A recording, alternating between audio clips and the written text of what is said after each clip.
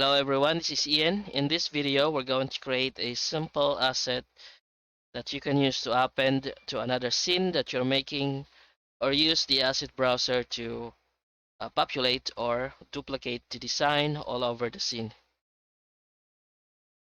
And in the end, we're going to use a cleanup operator to lower the resolution of the object or optimize it so it will have a lighter footprint when you're trying to duplicate it all over the scene.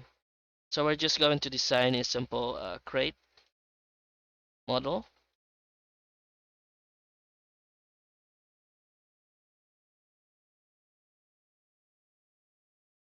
All selected X and mirror this in the XYZ axis. I'm going to add a few edge loop so it will have an impact. Or it will have it will create a variation on the result of the random operators. So if you've read the documentation, you can see there that the face pattern or the topology affects the result of the randomization. So you can create, you need to balance between resolution and a bit of a design for the base mesh. So let's try this.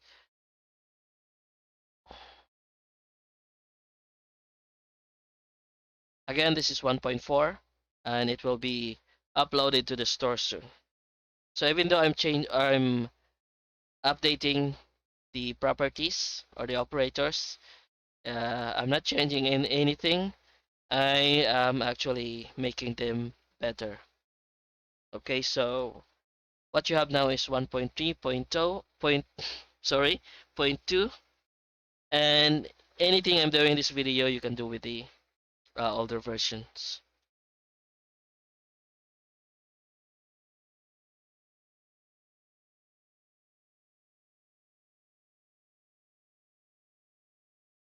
Let's try 60% of the faces and 10% panel size, longest. Okay,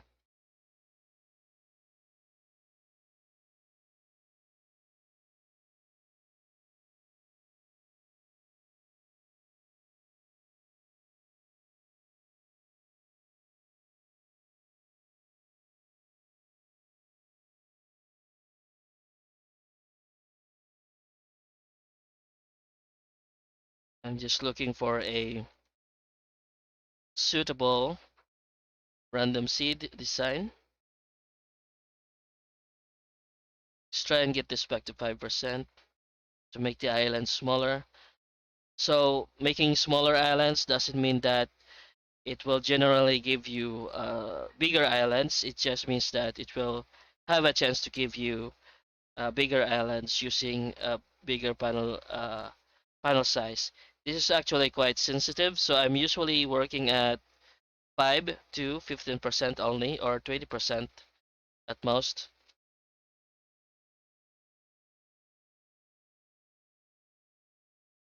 Okay, let's try this one, and then add another layer. Let's try shortest, sampling, longest, or none.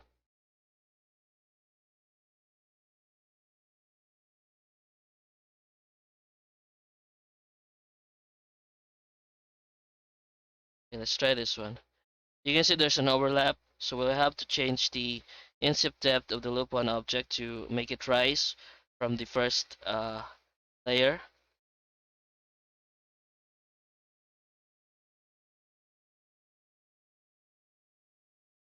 Increase the subdivision of the source mesh.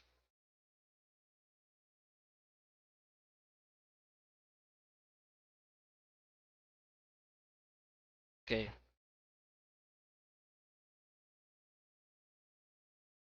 Let's start doing some paneling and quantify this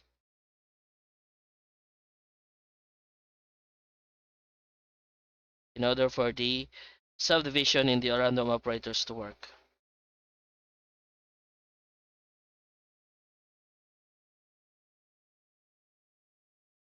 Because it doesn't work like the subdivision modifier with where it actually quads or subdivides ingons and tries. The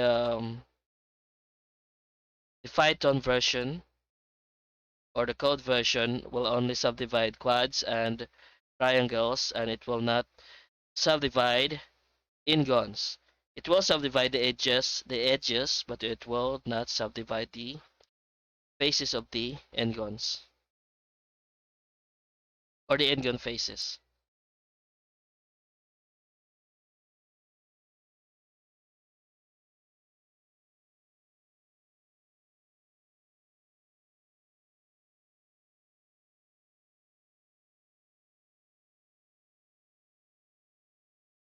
So every random operator has a control key event. For example, I have subdivision 12 here, and as you can see it's beginning to lag a bit because of this. I have a quite a few faces here. So you can use control plus the button in order to reset the subdivision to 0. It also works the same with random loop extrude. It will reset the loop subdivision and the base cuts to 0. It's in the documentation on there's a chapter there about the control events. So random panels, control plus this button resets the subdivision to 0. So you can start with the lower subdivision and avoid freezes on um, much higher face resolution selections. Let's layer another one here. So this is a much higher resolution. So let's control click on the button, brings us back to 0. So it's much safer for us, and we avoid crashing or freezing Blender. So if you're working with Airflow, it's recommended to actually save a lot, which I don't think I need to tell you because I think we all have a habit of pressing Control S every 5 seconds or so.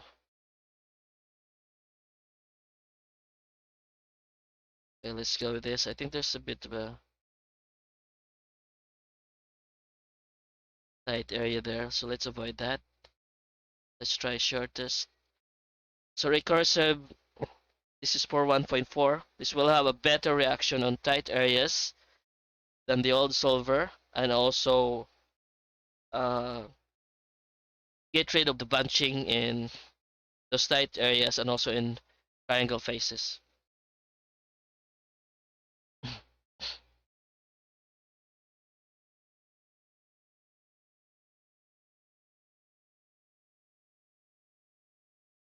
So the maximum limit of the subdivision is 12.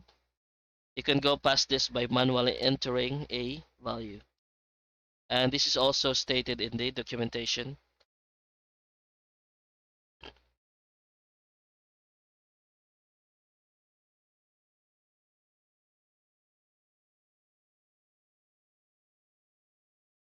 Okay. And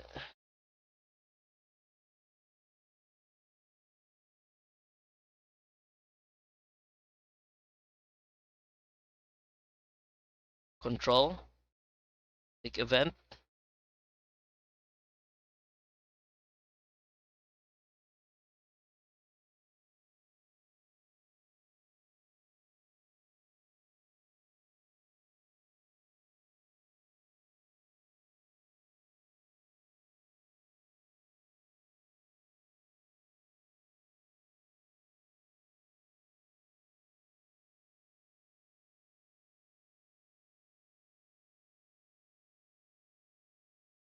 if you find a seed, random seed that you like and you want to remember it, or you have trouble remembering stuff, just control C on the property, and then cycle to another random seed. And if you want to get back, just Control V to paste it. Okay.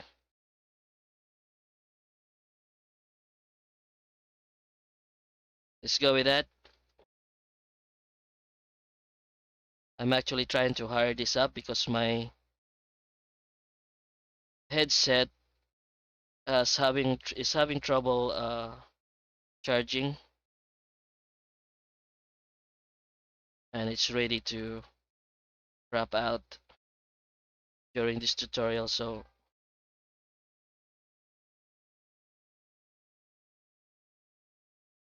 okay,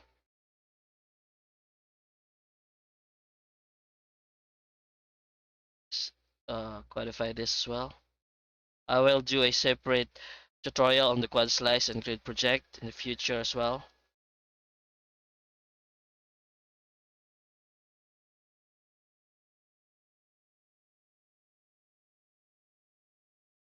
I think we can go with this. Okay, so let's try and select everything. And we're going to uh, clean up.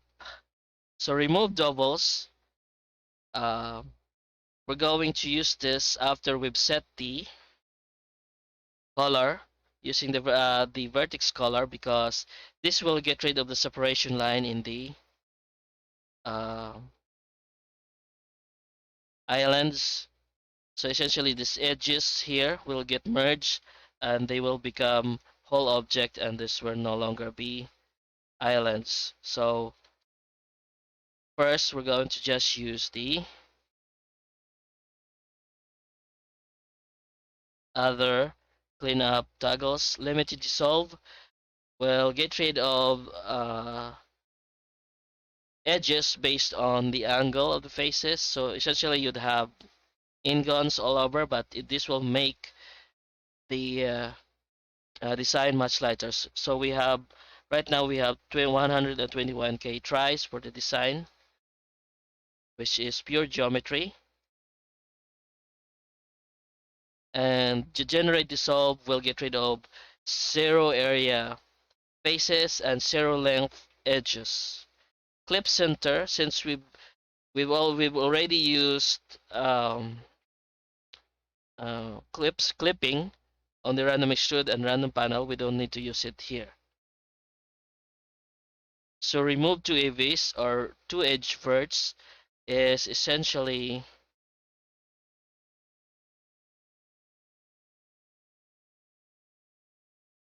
this right here. So this is only a two edge vert. This is also a two edge vert, but because this has zero angle, it will get rid of that. It won't get rid of any two edge verts that has angle greater than zero. So if we use the cleanup, remove two V's, you can see that this vert has been melted. But if we increase the angle just a bit,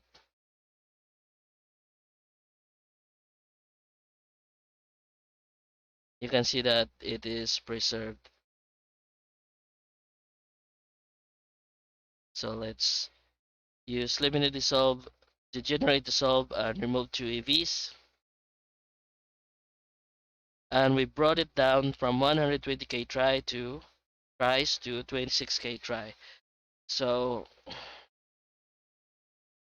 since the random loop objects have inherited the mirror modifier from the source object, which is the cube, we can actually, to clean up the outliner, you can put these objects in a collection, or you can actually join it in the cube object. Select everything, make sure the cube object is the active one, and join. Now you have a single object, but of course it will be full of loose panels, but that's okay. At least we have a single object, That is much lighter. I think we have a distortion here. I think this is a result of the remove two UAVs. Sometimes it can result with this. So I didn't see that. I should have if I saw this, I would have used undo and then um, checked out the topology and then probably not use the cleanup operation.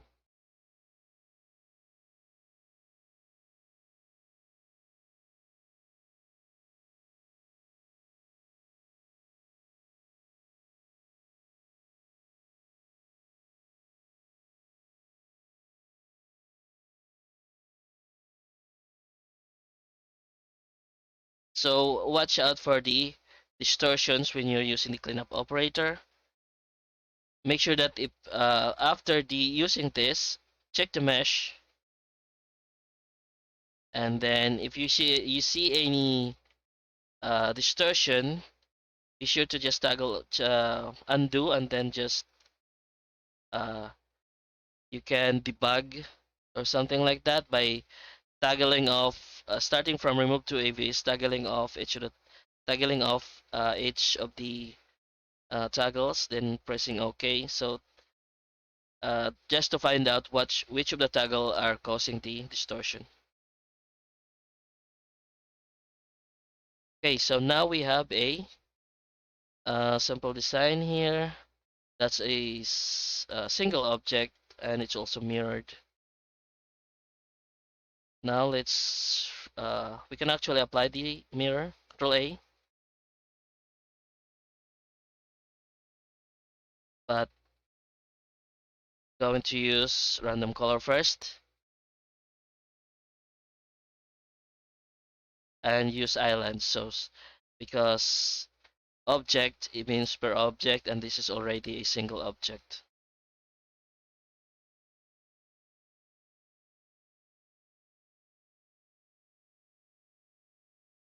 Okay, so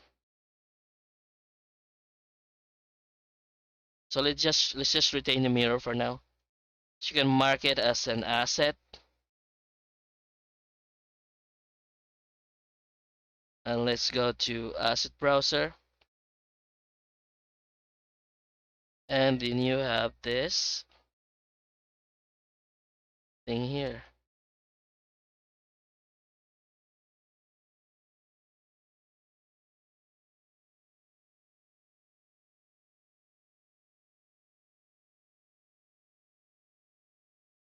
Let's do a basic shading. New. Be sure to have node wrangler on, so you have this color mix ambient occlusion AO, just to have a clear, to make the separation between the islands more obvious, but don't overdo the AO. Just make sure that it's enough. So point for roughness and one metallic. I'm gonna do a separate video for how I procedurally texture these designs using my assets, using the node shaders, node groups that I have in, or shaded groups that I have in my Patreon. So now we have this, and now we can put something like, I wonder if array can be reflected in the asset browser, or do you have to reset it? Shift D, and then here 0 and 1 in the X.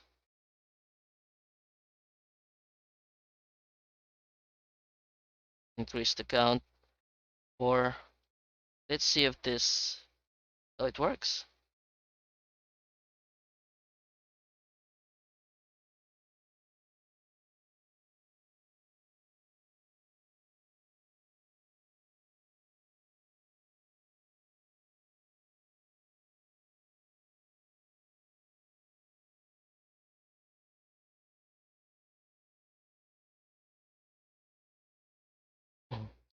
So for those who have bought the ice tools and cuber, excuse me, I will be working on that.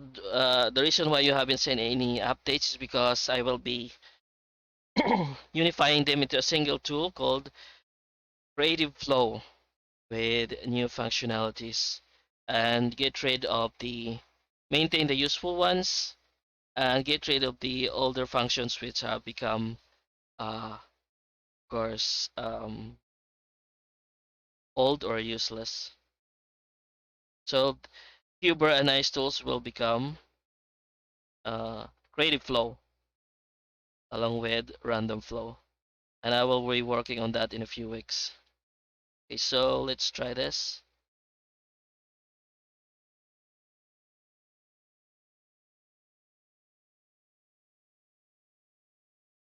This is actually pretty good. Asset browser.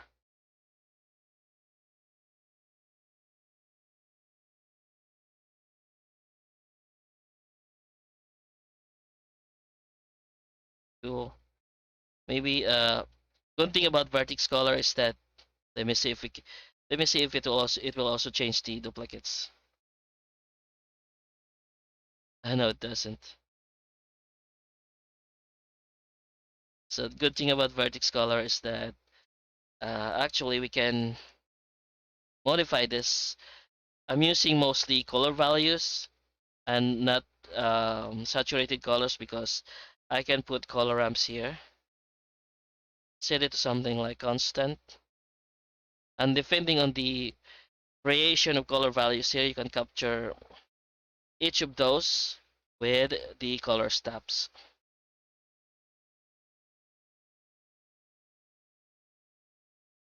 Let me see if this has a third uh, gradation. No, it doesn't. It only has two because we use uh, in the random color we used this hard gradient. Let's use soft gradient,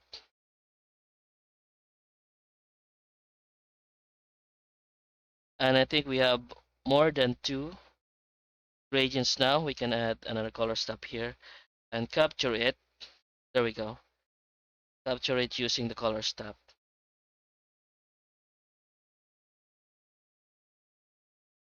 Don't be afraid of the nodes in Blender because they're actually pretty powerful.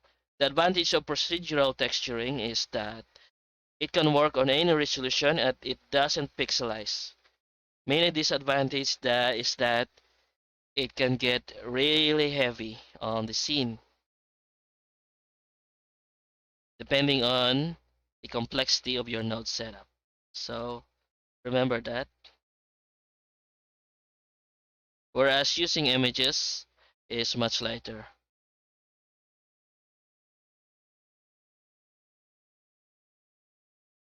Let's set this to black.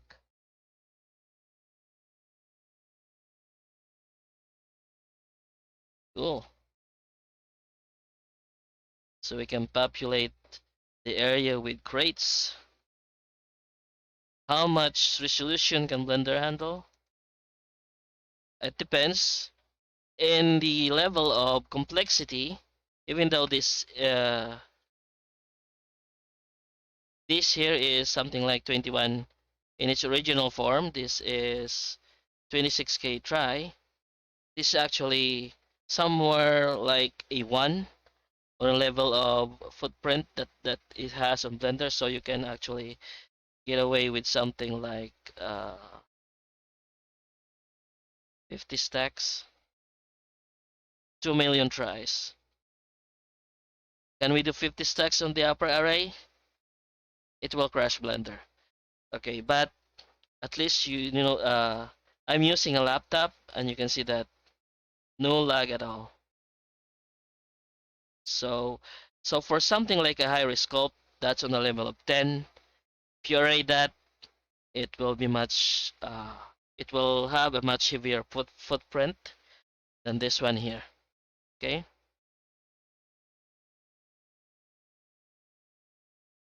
so we can turn this off to get back on the using color values only,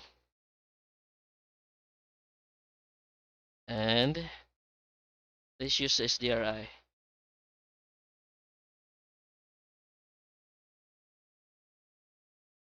Actually pretty good. Where's my asset?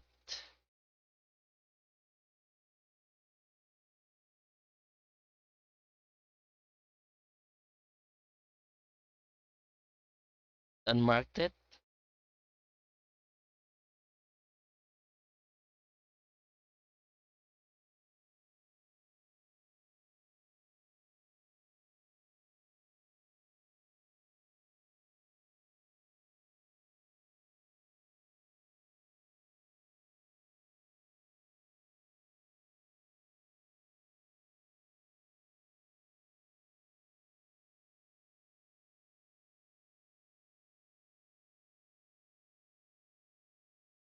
Okay, I don't know what happened. It just disappeared.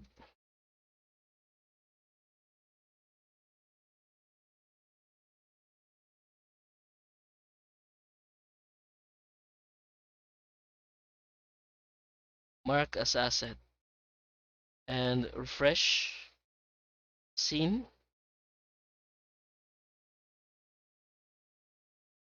There we go. This needs a refresh.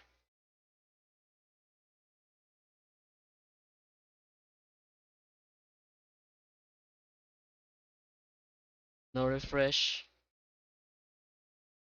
No refresh button. It needs a refresh button.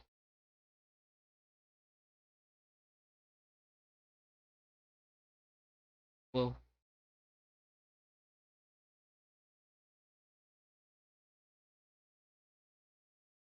So there you have it. How you can create a simple asset using the random flow plugin. And you can see this is, even though it's a purely geometric design, or all the details we have is pure geo, it's still very light.